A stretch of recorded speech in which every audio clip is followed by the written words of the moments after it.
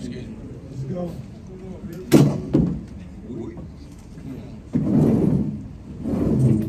Well, everyone, thanks for joining us for the post-fight press conference. I am still mesmerised by what I saw in there tonight. Just one of the greatest performances from, in my opinion, well now, without question, a pound-for-pound great fighter. Now the WBA, IBF and Ring Magazine welterweight world champion. And to do that against a great champion like Stanionis was exactly the kind of performance we knew would come.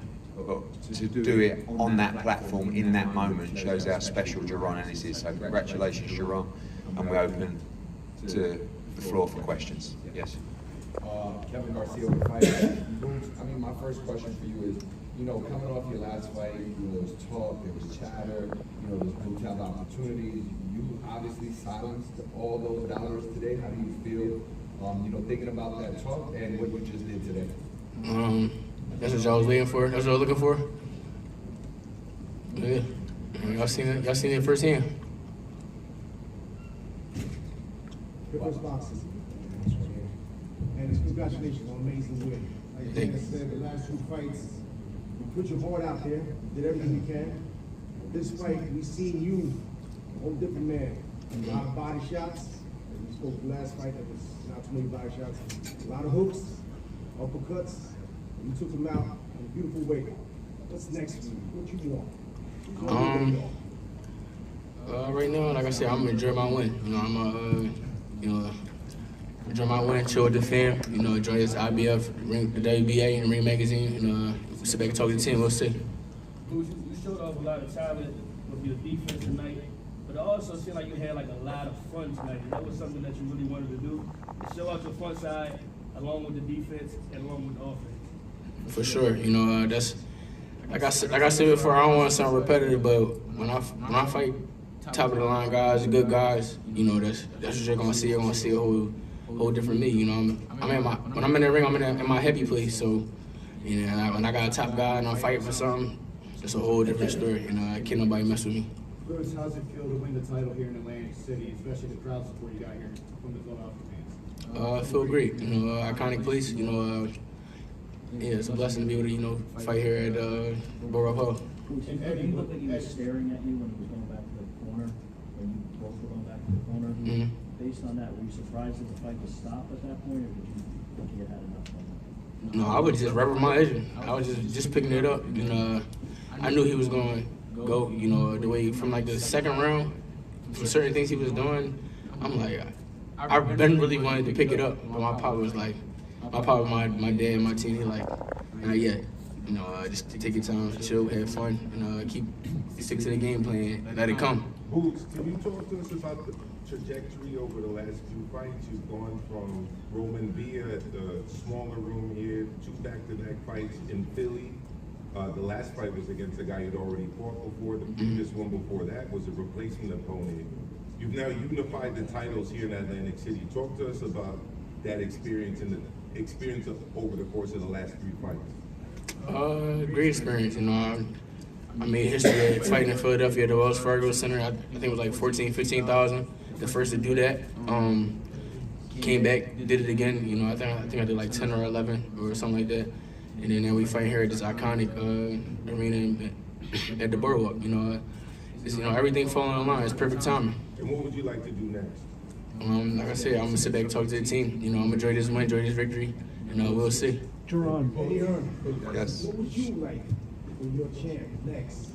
I think Jaron's already showed us as a team that he's about legacy and he's about fighting and beating the champions. I think the greatest achievement for any fighter is to become undisputed. I don't know the ins and outs of how Boots felt at the weight, but certainly at the weigh-in he looked extremely comfortable. And that was always part of the chat was after the Chidasian fight. Is it time to move up? And I would have felt really like we hadn't done our job if he moved up without unifying the division. And I think enough people don't really talk about the fact that people say, he's never beaten a champion before. He was the interim IBF world champion, and Errol Spence vacated the belt rather than fight Jaron Ennis. So that's why they elevated him to IBF champion. And you know, I said to him in the change room tonight, damn. He said, why? I said, because after the Chudasian fight, people actually wanted to fight you. Now we're going to go back to no one wanting to fight you. And I hope that the other champions have ambition. That was a setup. We set it up like that. That way we can get some fights. Jaron, what you just said, how much more expensive do you expect it to become to get those guys in the ring now? Well, it's expensive because his money goes up. You know, that's the reality. You know, Y'all don't know, I took a pay cut for this fight too. Boots I took less money for this fight. gave Stanionis money to get him in the ring. You know, we hear at the press conference, you know, Stanionis has wanted Boots for years. Well, who's ever heard that? Right. We never had a phone call. This fight happened because of me. I took less money. I gave Stanionis more money to fight me. And that's not, That shows who really wanted to fight. and that's not what we do or what we want to do. But sometimes as a team, you move forward collectively, and that's why these guys are great to work with. They're chasing greatness. But now, after a performance like that, no, we don't take less money, we take more money. So the other guys have got to, they'll get paid, but they have to show some ambition. It's just money, money, money, money. What about trying to be number one in the division? Guys like Brian Norman, these guys, with all due respect to Brian Norman, just boxed for about $150,000 on an undercard of Michaela Meyer against Andy Ryan at the Fontainebleau in Las Vegas. We can, if we go back to the Wells Fargo now, to unify again, he will fill the whole place. 18, 19,000, unquestionably. So there's money in the pot, but you've got to show ambition as well. Eddie, so given what you just said and the experience of setting up this fight here, who is going to be the tougher fight to make out of Mario Barrios and Brian Norman Jr. in your opinion? Listen, you know, I heard that Barrios is talking about fighting Manny Pacquiao. I mean, what's all that about? Right? Brian Norman, for me, I spoke to Bob Arum during the week. He made it clear to me they want to try and make that fight. There is there's probably close to 10 times the biggest payday of Brian Norman's career to fight Boots Ennis. If you don't want to get in the ring, you might as well retire from the sport, because what's it all about? That kind of payday to fight the very best in the sport, prove yourself as a pound-for-pound great. So stop with Twitter, stop with Instagram, grow a set of balls and come and be in one of the biggest fights in the sport. Wells Fargo, back end of the summer or September or whatever it's going to be when he's ready. Let's make it happen. So they were talking about Atlanta as a potential spot for that fight. Why? He's just boxed on an undercard in front of about 1,200 people.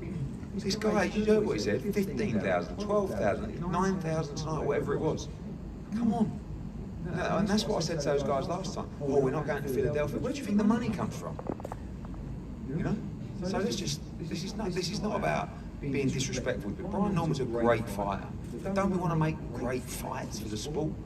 You know, and like this guy's, he ain't losing at 47. He ain't losing at 54. He ain't losing at 60. Watch what he does over the next few years. He's going through all the divisions. John, nutritionist for this fight, Boots. Something different for you. And a lot of people were talking about your weight and the power. Was it going to affect you tonight? First of all, what do you have to say to those people who were saying you weren't going to be able to make the weight, you would have trouble with it? What do you got to say about your power after the stoppage tonight?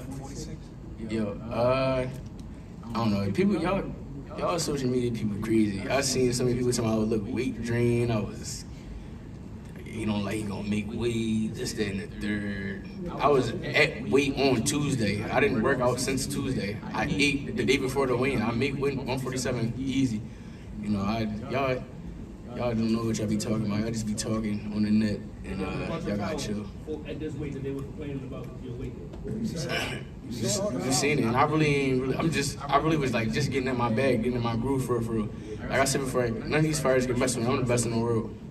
I just want to say as well, I don't know if it's the right time to say about your move down to 140. Boots. Remember